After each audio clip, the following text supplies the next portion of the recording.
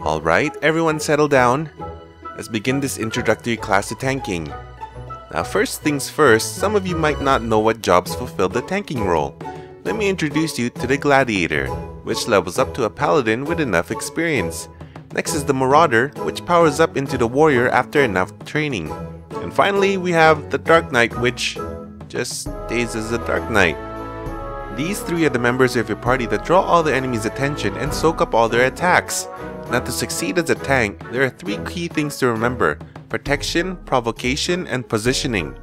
Now remember to leave all questions until the end of class.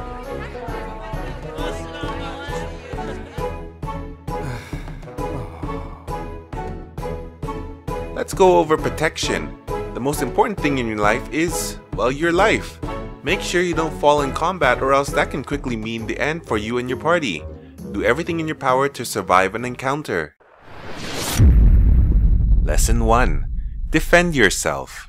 Use your survival skills. Don't be afraid to use your defensive cooldowns, but do not waste them by stacking them either. Use only one at a time to maximize the amount of time you are protected. Don't be afraid to use your offensive cooldowns also. The faster something dies, the less likely it's going to kill you. Your own personal survival protects your team. Only when your own survival is ensured can you think about protecting your team in more direct ways.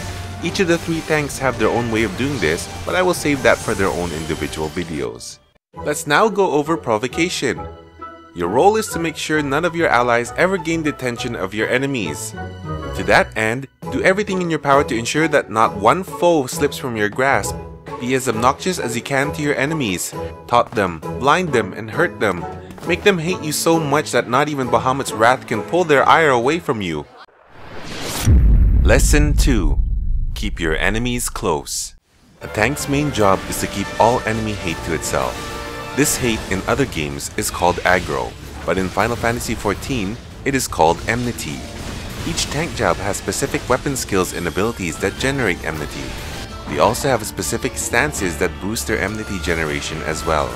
I will go into specifics with these skills in each tank's future videos, but for now, know that you will need to use these skills to keep ahead in threat. There are two ways to track how much enmity you have with your foes. The first way is through the small horizontal bar underneath your job icon in your party list. This enmity bar measures just how much enmity each player in the party has relative to each other. As a tank, your aim is to always have your bar completely full, while your party members' bars remain partially filled. This bar is limited to measuring only the enmity of the currently targeted enemy. Fortunately, you have another tool to help you when you're attacked by a group. This window here is the enemy list, showing you the enemies you are currently engaged with. The circles on the left show how much enemy you have with each enemy through color. Red means you have the enemy's attention, but any other color than red means your enemy is wandering free, beating up your allies. Use this list to quickly select that enemy and use your enmity grabbing skills on it as fast as you can. Alright class, we have one more lesson to go. We've quickly gone over protection and we went a bit in depth with provocation. Raise your hand if you remember the name of the last key to tanking success. Useless kids. Okay, never mind then. The last key is positioning. Make sure you stay awake for this one. Lesson 3. Control the battlefield.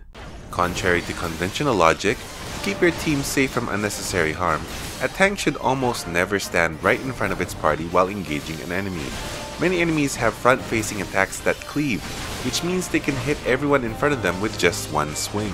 To avoid this, a tank should turn an enemy away from its allies, placing it between the tank's own self and its allies. This keeps the team safe from front-facing cleave attacks and exposes the rear and flanks, making the enemy more vulnerable to certain attacks from your allies. When positioning your enemy, you will also need to be on the lookout for any beneficial or detrimental AoEs active on the ground. It is best that you familiarize yourself with how the beneficial AoE ground effects from your party members look like so that you can quickly distinguish them from the dangerous AoE spells that the enemy may lay down. Here are a couple of examples.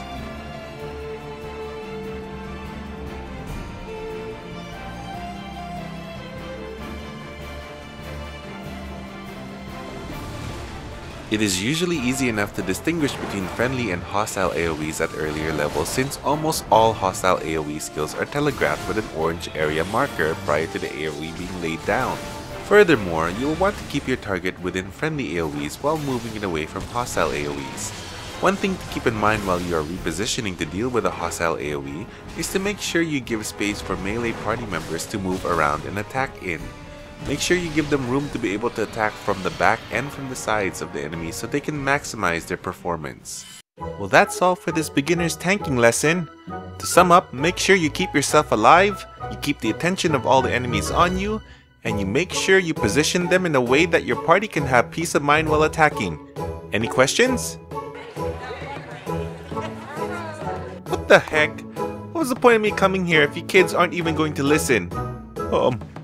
Mr. Caleb, sir. This is the beginner's class for healers. Your class is in the next room. Wait, what? Son of a...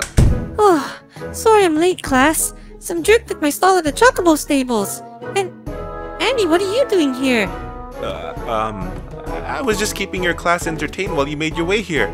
Anyway, gotta go. See you at home. Whoop, whoop, whoop, whoop, whoop. Thanks so much for watching this video. I hope you enjoyed it. If you did, please give it a like and share it with your friends. Please also subscribe to my channel if you haven't already. Click the bell icon as well to be notified of any of my future uploads. Speaking of subs, we finally hit over 100 subscribers and over 12,000 channel views. I'm actually at a loss for words here. I really want to thank you all for letting me entertain you with these videos. I hope I can continue to produce content that you will all enjoy and continue being worthy of each and every one of your subscriptions. Please let me know in the comments if you have any topics you would like for me to explore. Thank you so much again for being part of my journey as a fledgling content creator. As always, take care and see you next time.